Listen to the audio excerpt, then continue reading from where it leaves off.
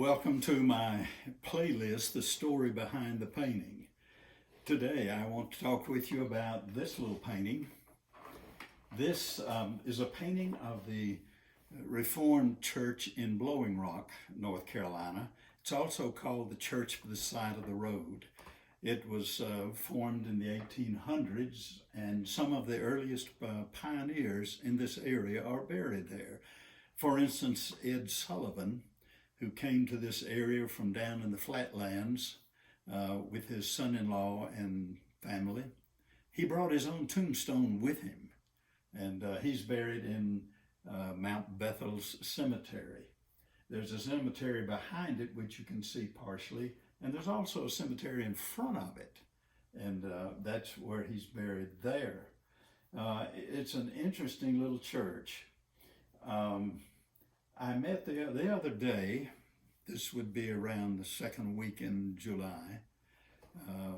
I was over there. I thought I'd do a painting of it. I've done several. And as I began to sketch and so forth, there were some workmen there, and I thought they were probably the lawn keepers and so forth. But it turned out that one of the men who came over and talked with me, his great-great-grandfather was the founder of this particular church, and it had fallen in somewhat of disrepair in these latter decades. And so this young man, Andrew Critcher, is restoring the church.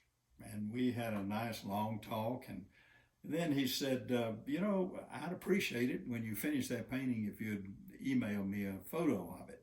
I said, sure. And so that I did, and talking with him over the telephone, he said, when I saw what you started out doing, what he saw me doing was simply a monochrome block-in. That is one color, just to help me get the values, how light, how dark, and this and that, get the basic placement of the larger shapes. He said, I really wasn't very impressed. I didn't know what you were doing, but he said, I just love the painting. It's great. And I think that painting turned out pretty well. I have done several paintings of this. This particular one is already sold. It's sold immediately to a dear child.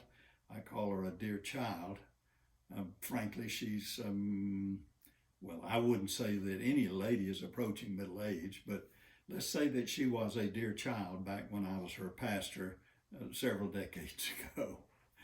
I have done one painting of this church that a church over in the eastern part of North Carolina liked the painting so much that they asked if they could use it on their church bulletin.